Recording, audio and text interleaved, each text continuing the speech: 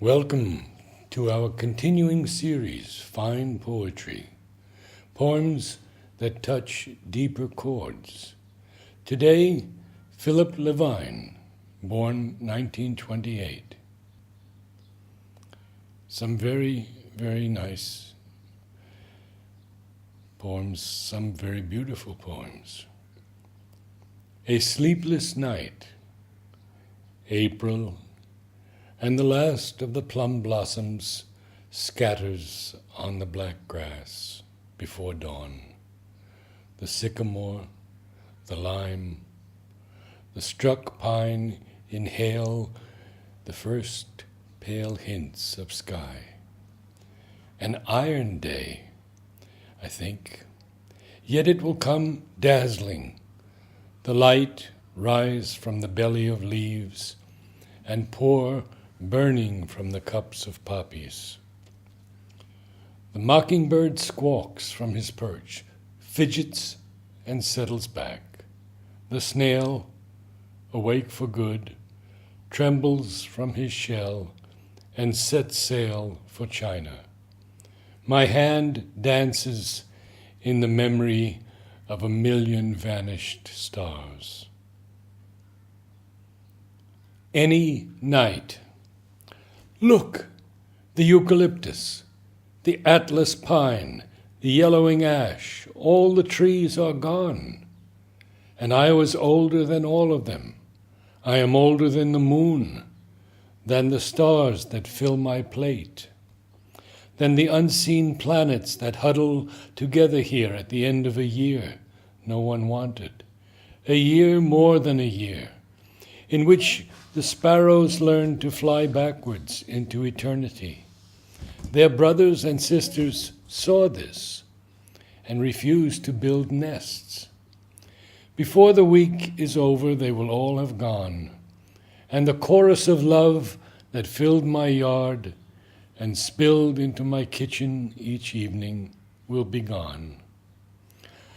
I will have to learn to sing in the voices of pure joy and pure pain. I will have to forget my name, my childhood, the years under the cold dominion of the clock, so that this voice, torn and cracked, can reach the low hills that shielded the orange trees once. I will stand on the back porch as the cold drifts in and sing, not for joy, not for love, not even to be heard.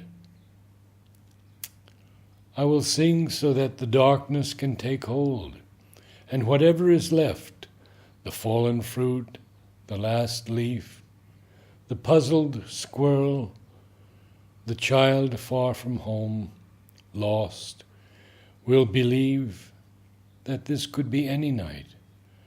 That boy walking alone, thinking of nothing, or reciting his favorite names to the moon and stars. Let him find the home he left this morning. Let him hear a prayer out of the raging mouth of the wind. Let him repeat that prayer, the prayer that night follows day, that life follows death, that in time we find our lives. Don't let him see all that has gone. Let him love the darkness. Look, he's running and singing too. He could be happy.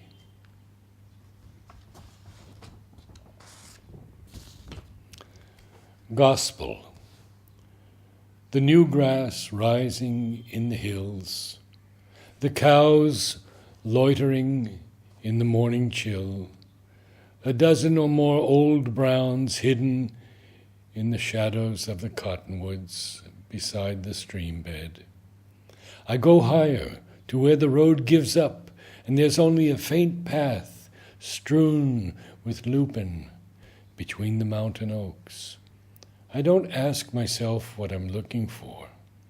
I didn't come for answers to a place like this. I came to walk on the earth, still cold, still silent. Still ungiving, I've said to myself, although it greets me with last year's dead thistles and this year's hard spines, early blooming wild onions, the curling remains of spider's cloth. What did I bring to the dance? In my back pocket, a crushed letter from a woman I've never met, bearing bad news I can do nothing about. So I wander these woods, half sightless, while a west wind picks up in the trees clustered above. The pines make a music like no other, rising and falling like a distant surf at night that calms the darkness before first light. Sowing, we call it, from Old English, no less. How weightless words are when nothing will do. Milkweed. Remember how unimportant they seemed, growing loosely in the open fields we crossed on the way to school? We would carve wooden swords and slash at the luscious trunks until the white milk started and then flowed. Then we'd go on to the long day after day of the history of history, or the tables of numbers and order, as the clock slowly paid out the moments. The windows went dark first with rain, and then snow, and then the days, then the years ran together, and not one mattered more than another, and not one mattered. 2 days ago, I walked the empty woods, bent over, crunching through oak leaves, asking myself questions without answers. From somewhere, a froth of seeds drifted by, touched with gold in the last light of a lost day, going with the wind, as they always did.